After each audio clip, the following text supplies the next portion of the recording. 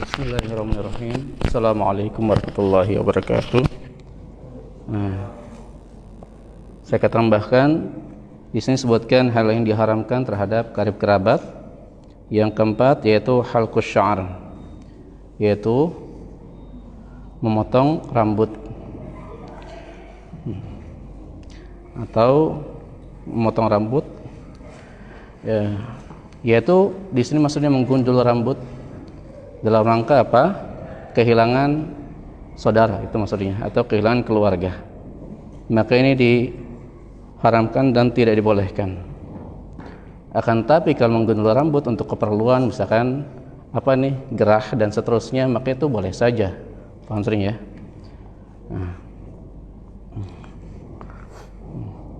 Dan sebagian orang ada yang mencukur rambut dalam rangka ibadah, maka ini tidak dibolehkan kecuali harus ada dalilnya. Seperti haji ataupun umrah, ada tahallul di dalamnya.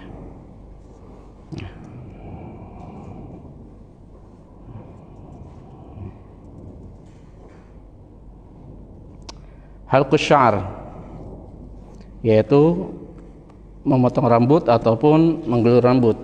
Dari Abu Bardah bin Abi Musa, dia mengatakan wajah Abu Musa waj'an faghusy alaihi. Maka Abu Musa di sini sebutkan dari anaknya Abu Musa. Abu Musa di sini dia merasakan sakit, faghusy alaihi, sampai pingsan. Warasu fi hajri imra'atin min ahlihi, dan kepalanya berada di pangkuan istrinya. Fasahat imra'atun min ahlihi, maka seseorang perempuan dari keluarganya dia berteriak, falam yastati ayyarudda 'alaiha syai'an. Nah, ini kan salah, ya kan? Berteriak dan keras. Dan falam yastati ayyarudda 'alaiha syai'an. Dan Abu Musa ini dia tidak bisa menyanggah sedikit pun, tidak bisa membantah sedikit pun karena lagi sakit. Falamma afaqa, karena lagi pingsan. Falamma afaqa, ketika Abu Musa dia siuman dari pingsannya, bangun dari pingsannya, kemudian mengatakan, ana bari'un mimman bari'a minhu Rasulullah. Aku berlepas diri yang mana Rasulullah juga berlepas diri darinya. Kalau berlepas diri berarti menunjukkan hal ini diharamkan, tidak dibolehkan. Lalu Abu Musa mengatakan, fa inna Rasulullah SAW bari'un minas saliqah wal haliqah wasyaqah. Bahwa Rasulullah SAW berlepas diri dari saliqah, berlepas diri dari haliqah, berlepas diri dari syaqah. Ya, berlepas diri dari tiga orang ini. Apa itu saliqah? Saliqah yaitu perempuan yang allati tarfa'u sawtaha bil buka, yang meninggikan suaranya ketika menangis. Ketika menangis suaranya sangat tinggi. Ya. Maka ini tidak dibolehkan. Yang kedua yaitu al-haliqah. Al-haliqah yaitu apa? Allati tahliqu ra'saha indal musibah. Yang mana perempuan yang memotong rambutnya ketika terkena musibah. Ya. Asyaqah. Yang ketiga apa syaqah? Allati tashaqqu thawbaha, yang merobek bajunya. Jadi tiga perempuan ini yaitu diharamkan untuk dilakukan hal-hal ini. Rasulullah SAW berlepas diri dari mereka. Yang pertama as-saliqah, yaitu perempuan yang meninggikan suaranya ketika menangis. Yang kedua yaitu al-haliqah, yang memotong rambutnya ketika musibah. Dan yang ketiga asyaqah, yaitu perempuan yang merobek bajunya. Yang kelima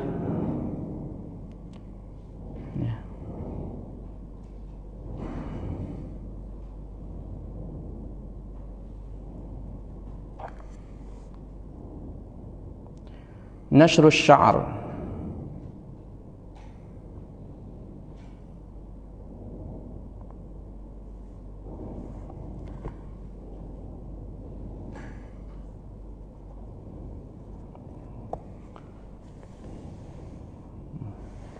Nashrus sya'ar. Apa nashrus sya'ar?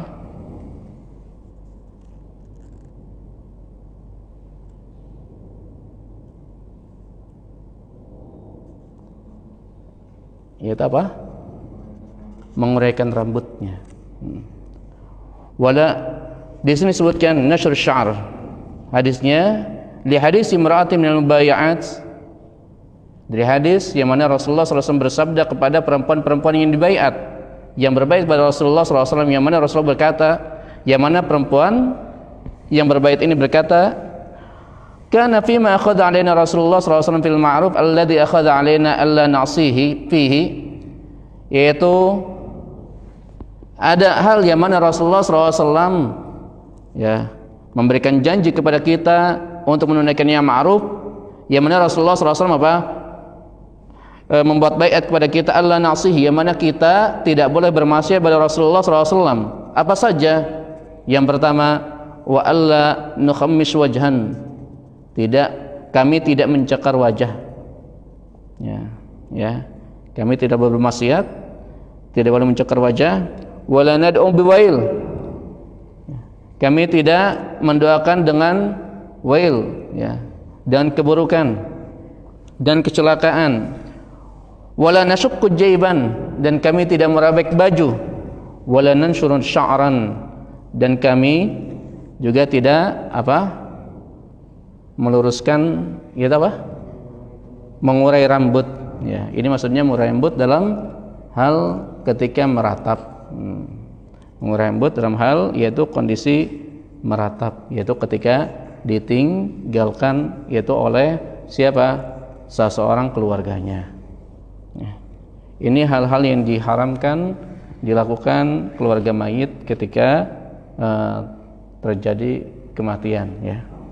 Mungkin kita cukupkan sampai di sini. Ada pertanyaan? Nggak ada ya. Kalau nggak ada, ya silakan. Ketika mentalkin, ada sebagian di masyarakat yang mengganti la ilaha illallah dengan kata Allah saja. Alasannya karena kepanjangan. Apakah boleh seperti itu? Yang pertama, kita katakan bahwa sebaik-baik petunjuk adalah petunjuk Nabi Sallallahu Alaihi Wasallam. Ya, sebaik-baik petunjuk adalah petunjuk Nabi Sallallahu Alaihi Wasallam. Wa khairul huda huda Muhammadin Sallallahu Alaihi Wasallam. Sebaik-baik petunjuk, kata Nabi, petunjuk Nabi Muhammad Sallallahu Alaihi Wasallam. Maka yang diajarkan oleh Nabi Sallallahu Alaihi Wasallam ketika mentalkinkan mayit, yaitu tidak cukup dengan Allah saja. Karena Allah, bahasa kita juga, kalau dalam bahasa Arab namanya apa? Bukan jumlah yang sempurna. Di bahasa kita apa? Allah itu kenapa maksudnya? Iya enggak? Apakah sebutlah Allah? Ya kan? Apa? Allah itu apa? Bukan jumlah yang sempurna. Paham sudah ya? Dan yang diajarkan oleh Nabi Sallallahu Alaihi Wasallam adalah apa? Yaitu la ilaha illallah. Yang mana di dalamnya makna yang sangat dalam sekali, sangat luas sekali, mengharuskan seseorang yaitu beribadah kepada Allah dan meninggalkan sembahan-sembahan selain Allah. Ya. Maka mana yang kita pilih? Apakah kita mengikuti sabda Nabi, perintah Nabi, ataukah perintah yang lainnya? Paham sering ya? Maka hendaknya kita mengikuti ya perintah dari Nabi Sallallahu Alaihi Wasallam. Ya, yang lainnya? Ya. Pernah dengar istilahnya ada satu larang untuk makan dan minum di tempat orang meninggal itu gimana? Maksudnya, apakah karena makanan yang disediakan oleh yang keluarga yang berduka, atau makanan orang yang dia bawa dari rumahnya masing-masing terus dimakan di rumahnya orang itu, apakah lain hukumnya? Ya, saya ucapkan wallahu a'lam ya. Wallahu a'lam. Ya. Yang pasti itu apa? Yang pertama yang disunahkan, yang dianjurkan adalah apa? Yaitu tetangga-tetangga yaitu memberi makan kepada orang yang lagi terkena musibah. Ya. Maka apa? Memberi makan orang yang terkena musibah ini. Maka di antara kesalahan adalah apa? Yaitu seseorang datang ke tempat orang yang terkena musibah, makan, yang mana orang yang terkena musibah apa? Mereka menyiapkan makanannya. Ini di antara kesalahan. Ya. Harusnya apa? Harusnya yang sunnahnya adalah apa? Yaitu orang-orang sekitarnya yang menyiapkan makanan.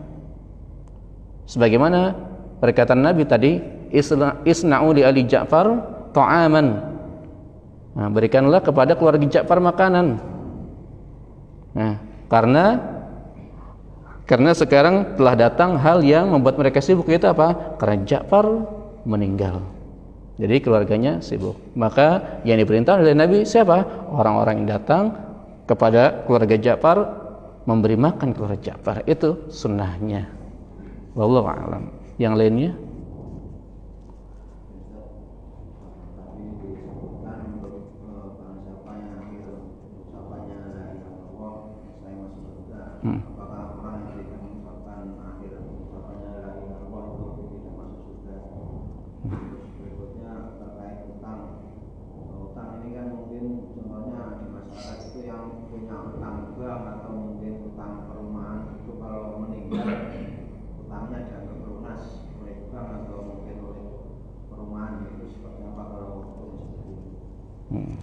Yang pertama,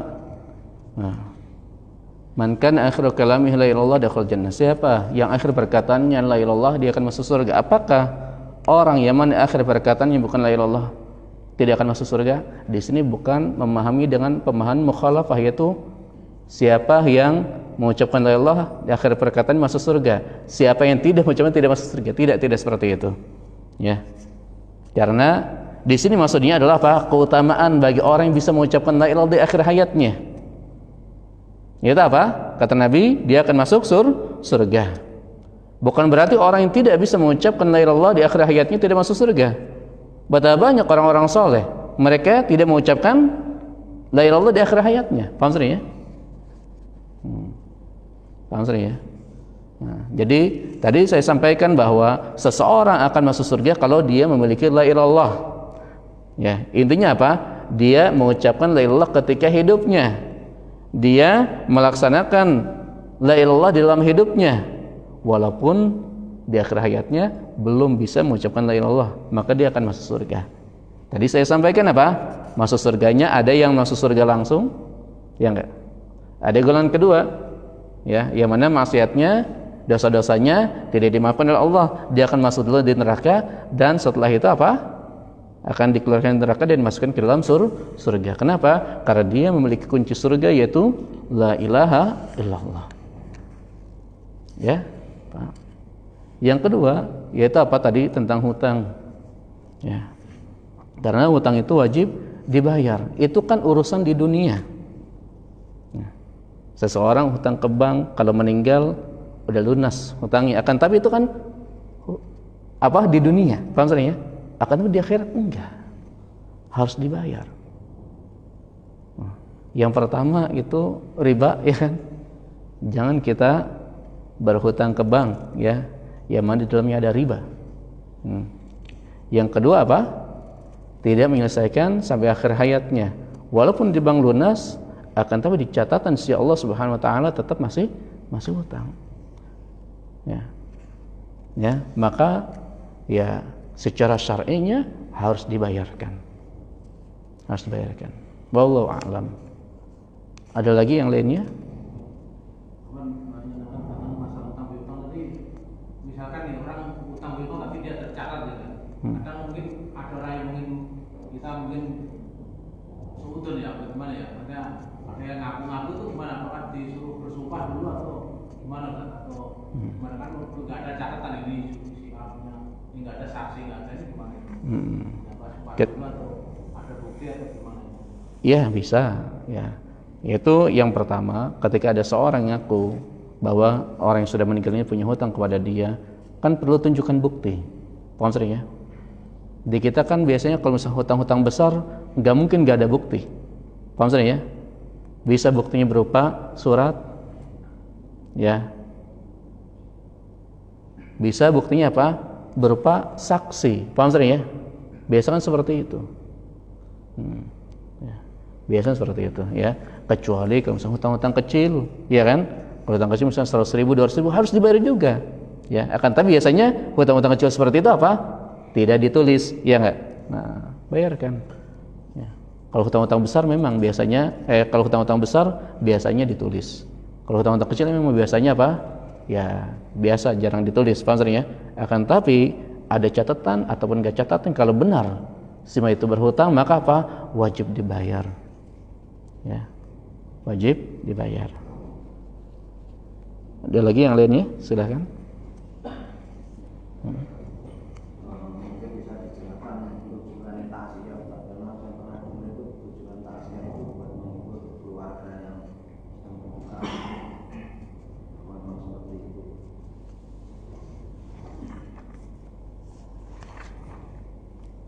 Apa ya? Tujuan takziah. Ya, yang pertama diantaranya ya, apa? Seseorang atau kita datang untuk menyolatinya, datang sebagian untuk memandikannya, menyolatinya, mengantarkan ke kuburannya. Karena itu mendapatkan apa? Pahala yang besar di sisi Allah Subhanahu wa taala. Dan yang kedua memang untuk menghibur dan mengucapkan apa? Sabar. Ya. Dengan memerintahkan mereka agar sabar. Ya. Wallahu a'lam. Ada lagi yang lainnya? Silakan. Sudah? Cukup? Cukup kita akhiri dan juga majelis. Subhanaka Allahumma bihamdika asyhadu an la ilaha illa anta astaghfiruka wa atubu ilaik. Assalamualaikum warahmatullahi wabarakatuh.